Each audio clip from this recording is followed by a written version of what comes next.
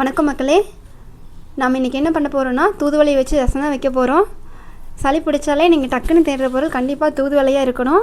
அப்படி இயற்கையில் போயிட்டீங்க அப்படின்னா மாத்திரை மருந்தெல்லாம் கொஞ்சம் கொஞ்சமாக நம்ம லைஃப்லேருந்து குறைய ஆரம்பிச்சிடும். வாங்க நம்ம போய் தூதுவளை பறிச்சுட்டு வரலாம். நல்லா கொழுன்னு இருக்குது. நான் விதை கொண்டு போட்டு இப்போ கொஞ்ச நாளாக தான் செடி வந்திருக்கு. நல்லா பெரிய செடி இல்லை, இல்லைன்னா பூ காய் காமிச்சிருப்பேன். நான் முத்தின இலையில் நல்லா முள் கெட்டியாக நல்லா குத்துது. நல்லா கொழுந்தாக பொரிச்சிட்டிங்கன்னா முள் அதிகமாக இருக்காது.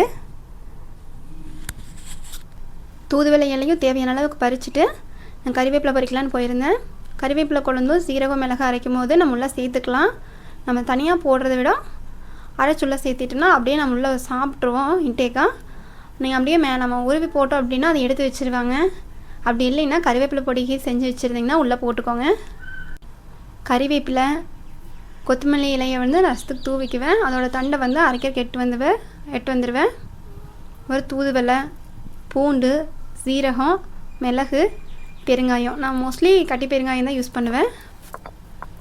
ஃபஸ்ட்டு சீரகம், மிளகு, பெருங்காயம் இதெல்லாம் வச்சு அரைச்சிக்குவேன்.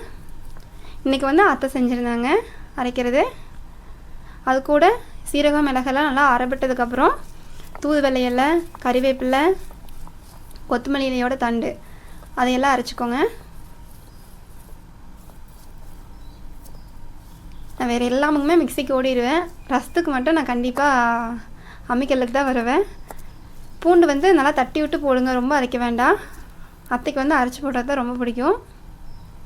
தட்டி போட்டிங்கன்னா அது நல்லாயிருக்கும் டேஸ்ட்டு.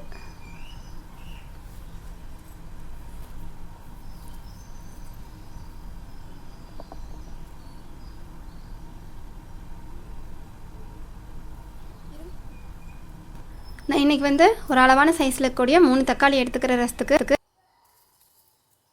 ஃபஸ்ட்டெல்லாம் நான் வேக வச்சு கரைச்சிட்டு இருந்தேன். இப்போ 1க்கு 2 கைக்கு வந்த வாக்கில் கட் பண்ணி போட்டு அரைச்சி எடுத்துக்கிறது. நம்ம அம்மியில் அரைச்சிட்டு வந்ததெல்லாம் எடுத்து வச்சுட்டு தேவையான அளவுக்கு வெங்காயம், மிளகாய், புளியெல்லாம் முன்னாடி எடுத்து வச்சுட்டேன்.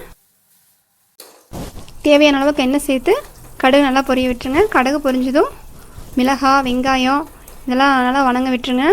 நம்ம தூதுவளை இலையெல்லாம் வச்சு அரைச்சோங்கள அதை பேஸ்ட்டு உள்ளே சேர்த்து நல்லா ஓட்டி விட்டுக்கோங்க. நல்லா எண்ணெயில் வணங்கிட்டால் கொஞ்சம் நல்லாயிருக்கும். தேவையான அளவுக்கு மஞ்சள் பொடி சேர்த்துக்கோங்க. மஞ்சள் தூள்லாம் சேர்த்ததுக்கப்புறம் நல்லா வணங்க விட்டுருங்க. வணங்கினதுக்கப்புறம் நம்ம அரைச்சி வச்சு தக்காளியும் உள்ளே சேர்த்திக்கோங்க.